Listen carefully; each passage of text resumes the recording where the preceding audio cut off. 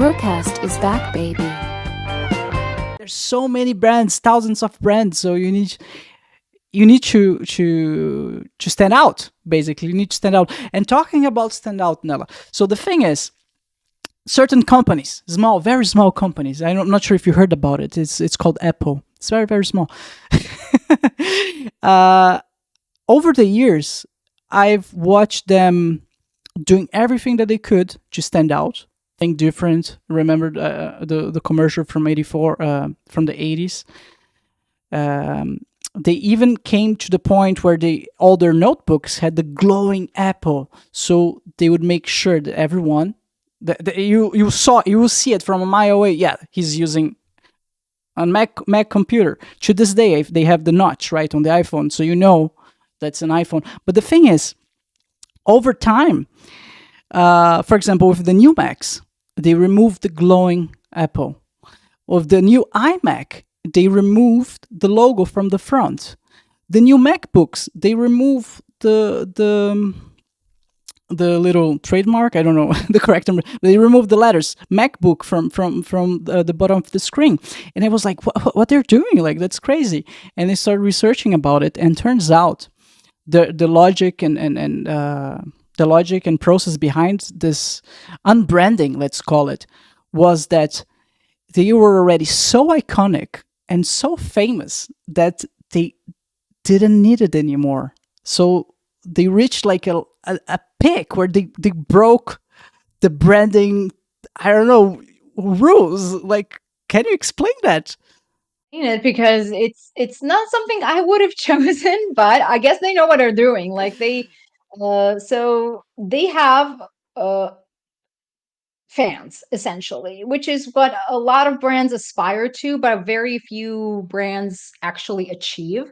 And I don't think every brand should have to aspire to have fans, because fans are like, it's risky, because fans are very passionate, and when you do something great, the fans will be very loud about expressing how much they love it. And when you do something that the fans don't like, they're going to be very loud about telling you they don't like it. So, when they removed the audio port from the iPhones, the first company that did it to their phones, there was a lot of loud noises about that. And essentially, they do things because they think it's going in the right direction. And whereas I think this is something that you would, for example, something that I hate about Nike sweatpants and any kind of clothes is they stamp that logo really huge. They really do that. Really, really, you can't miss it. And that's why I'm never gonna buy a pair, because I hate large logos on things. But when you buy an Armani suit, you don't have an Armani logo anywhere visible. You have it on like a little,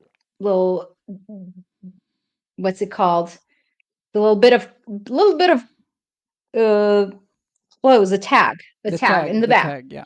And essentially, only someone who is very uh, familiar with high-end fashion will recognize an Armani suit and see, oh, how it's different from a Boss suit or some other company in kind of the same vicinity, in the same niche, let's say. So there are the unbranding was actually quite common in some industries before.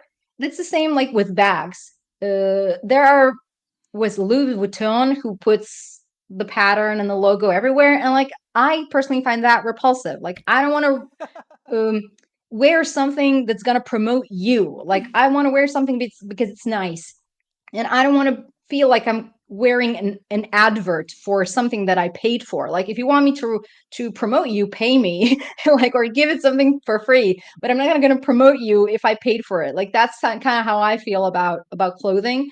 And I think that's kind of the difference in this. Do you want to feel like you are like a brand evangelist or something when you're carrying something, or do you want to just, what it is? You don't need everyone else to know what it is. I think that is also when it comes to like consumers, how consumers interact with these logos or lack of logos.